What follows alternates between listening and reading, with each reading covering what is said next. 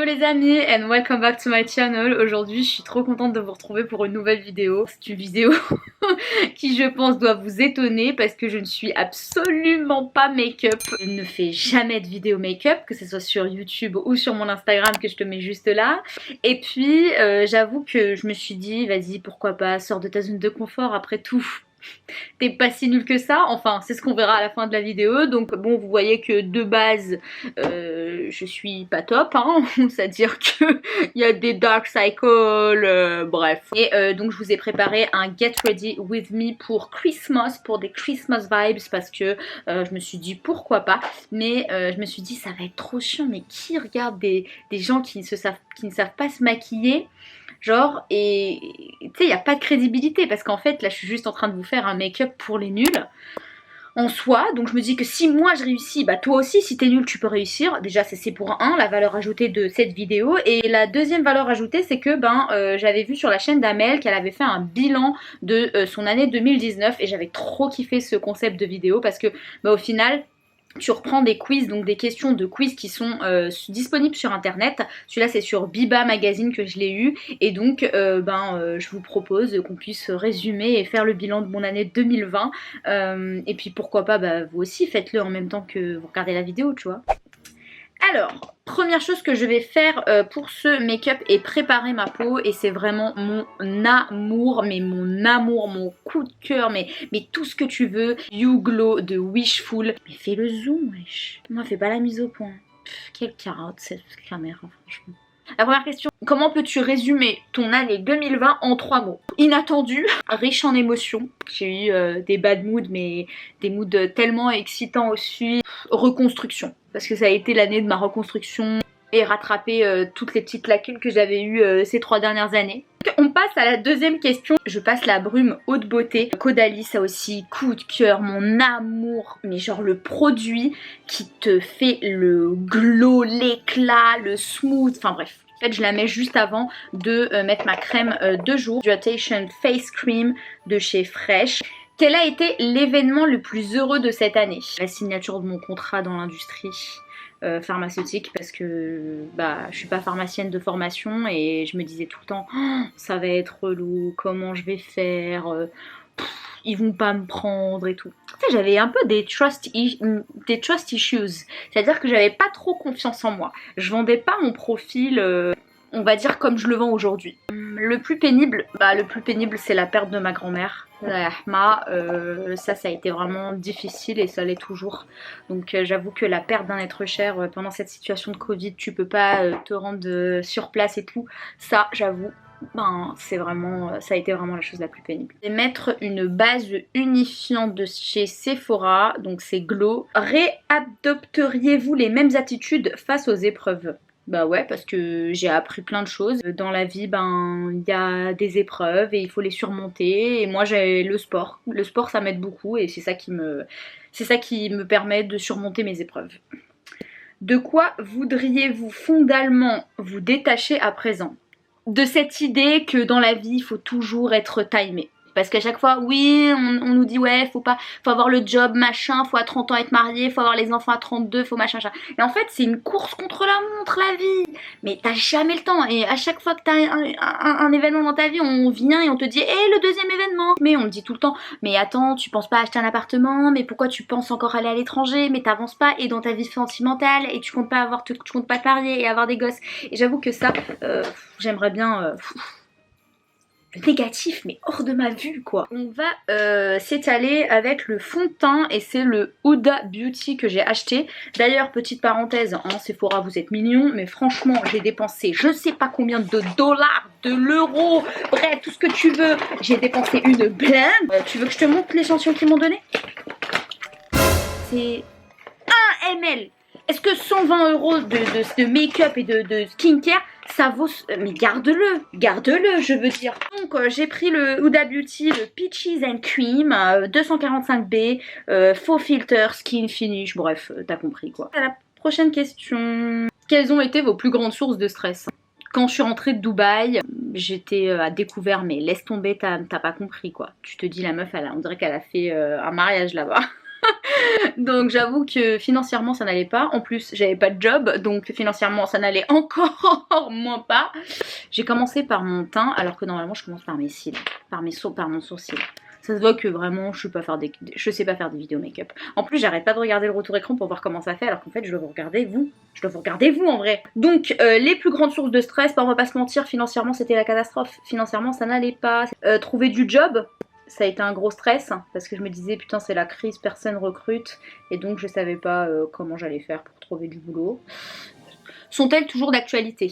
On va pas se mentir, j'ai trouvé du boulot et financièrement ça va, donc non. Qu'avez-vous fait cette année pour la première fois de votre existence? Dubaï, hein, franchement c'était pas mal hein, ce truc. Hein. Je suis partie comme ça, sans savoir où j'allais. Moi j'aime bien toujours prévoir un peu, avoir un plan et tout. Je me suis dit allez c'est pas grave, on n'a pas de plan, on va chercher du travail et sur le tas comme ça. Bah j'ai trouvé que c'était quand même courageux de ma part et que c'était aventurier de se lancer.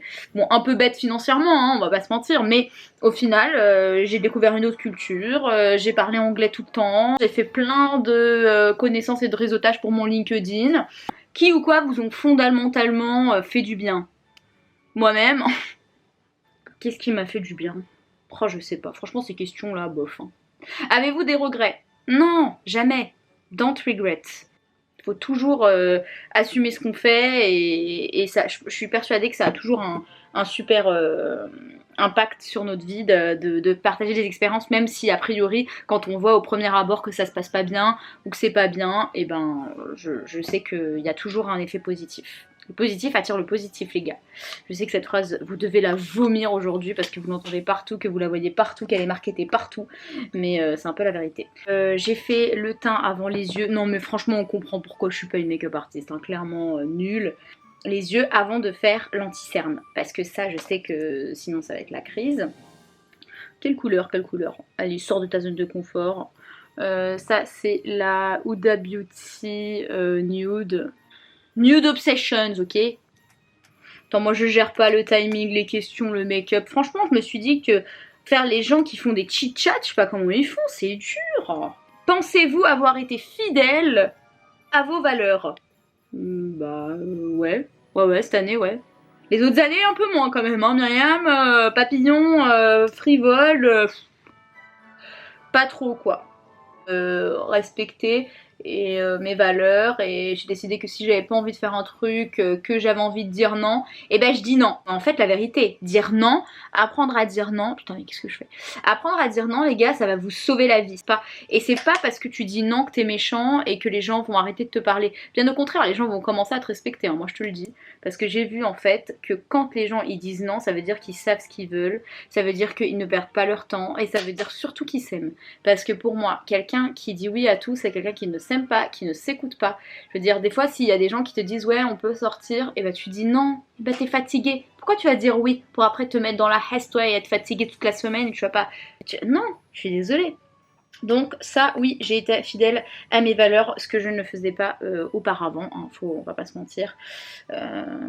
J'étais pas fidèle à moi-même. Je pense que j'ai fait des choses et je me suis parce que j'étais désespérée et quand on est désespéré, ben on accepte des choses et voilà quoi. Je pense que c'est surtout ça.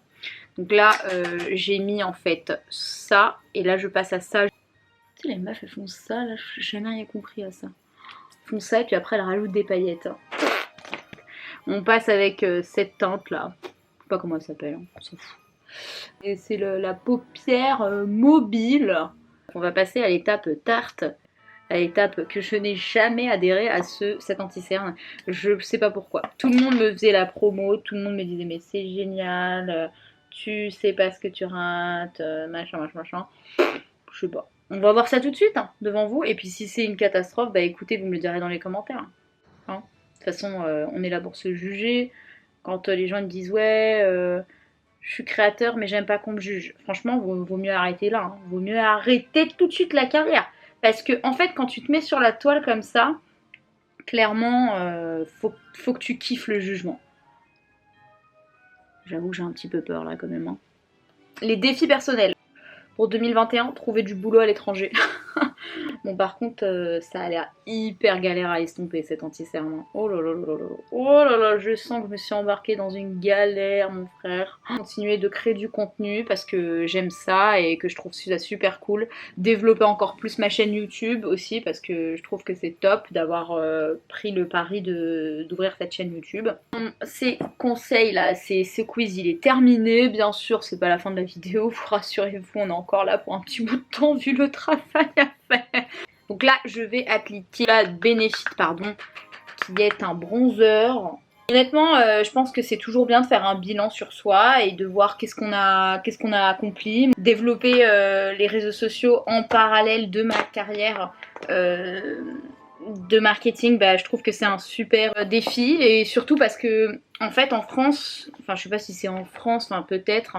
Bon là je vais mettre un peu de baking powder, de banana de chez Emma sur les réseaux et puis en fait j'ai l'impression qu'il faut un peu casser les codes, que c'est bon on est en 2020 aujourd'hui, il faut je pense que c'est le temps et le moment d'entreprendre vraiment les choses qui vous tiennent à cœur. Vous dites ouais mais qu'est-ce qu'ils vont dire les gens et tout, mais en fait il faut complètement abstraction des gens, parce qu'en fait j'ai remarqué quand on s'occupe tout le temps du regard des autres, on n'avance pas, on fait rien et c'est les autres qui avancent et vous restez à la case départ. Donc c'est un conseil que je voulais vous donner, c'est lancez-vous sur un projet que vous aimez.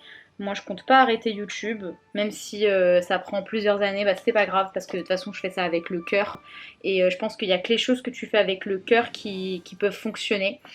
C'est pas la peine de se mettre la pression sur les chiffres, sur les machins. Ouais mais l'autre il a mieux, l'autre il a plus. Et les résultats viendront tôt ou tard. Donc là je vais juste enlever la baking powder. Comment passer de catastrophique à maquiller comme une voiture volée, j'ai envie de te dire. Hein. Maquiller comme une voiture volée, est-ce que j'ai vraiment dit ça? On va utiliser un peu de blush de chez Sephora, le glitter, je ne sais pas quoi, le Hated numéro 16, pour un petit peu réchauffer ce petit joue. Hein. Un petit peu de mascara, juste tracer un petit peu mes lèvres. Bon, là, gros débat. Moi, si j'étais moi, ça veut rien dire cette phrase, Myriam. J'utiliserais le Pillow Talk de chez Charlotte Tilbury, là, 35 €, hein, le petit truc là, quand même. Bon, bref. Mais c'est Noël. Et Noël, c'est la bouche rouge pour moi. Noël, c'est les vacances, on met un petit peu de rouge à lèvres rouge, soyons fous.